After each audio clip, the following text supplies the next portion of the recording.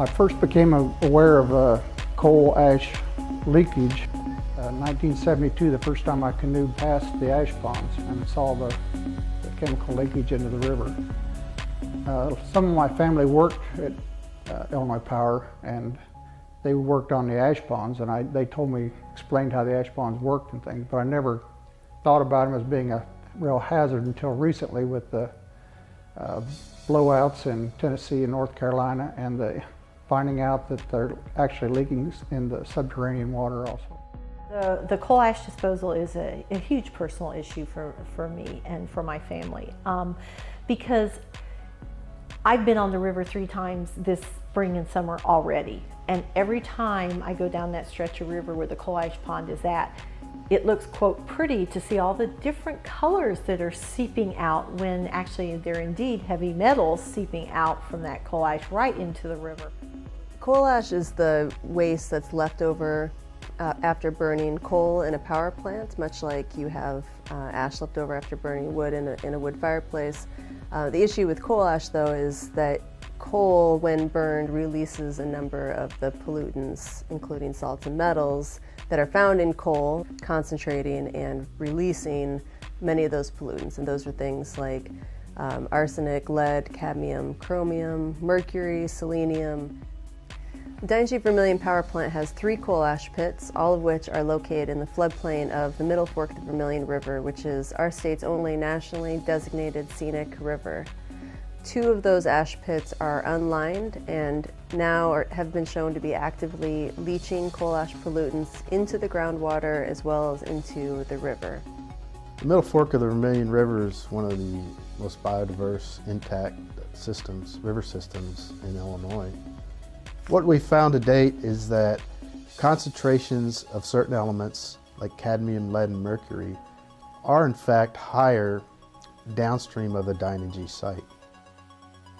At a coarse level, it appears that elevated concentrations of these elements in the river are related to the adjacent Dynegy facility. Yes, we have people come here to the Middle Fork River, all year round, and especially in the summertime. And there's thousands of people who come here every summer. And they come from not only the Danville area, but Chicago, Peoria, Bloomington, Springfield. All over the entire state, people come here for recreational purposes.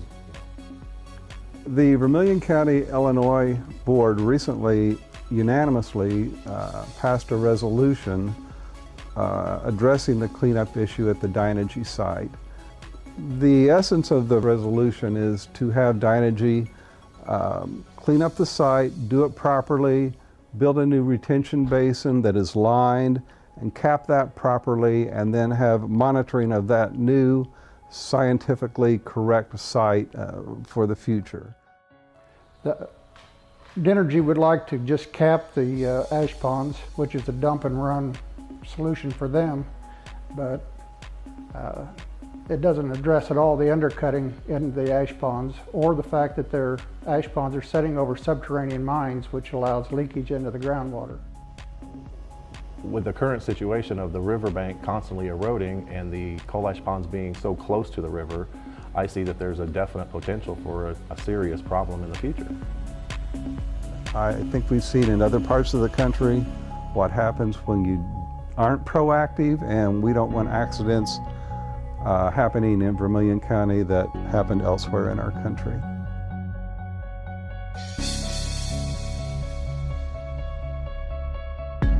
You take the ash from the plant once the coal has been burned and you stack it in a pond, and that's what we did. And apparently the dike that was there failed, and as a result there was an ash slide, like a mudslide. Greenpeace is calling for a criminal investigation into a major environmental disaster at a coal plant outside Knoxville, Tennessee. Early Monday morning, a 40-acre pond containing toxic coal ash collapsed. 2.6 million cubic yards of coal ash spilled out of the retention pond, burying homes and roads. Over 400 acres of land are now under as much as 6 feet of sludge. Environmentalists say the spill is more than 30 times larger than the Exxon Valdez oil spill.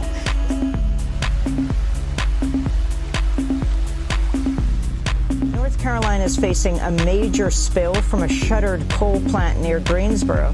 Up to 82,000 tons of coal ash and 27 million gallons of polluted water leaked into the Dan River after a pipe ruptured beneath a coal ash pond owned by Duke Energy. The ash contains toxic metals that could threaten drinking water, including arsenic, mercury, lead, and boron. Duke says the leak has been stopped for now.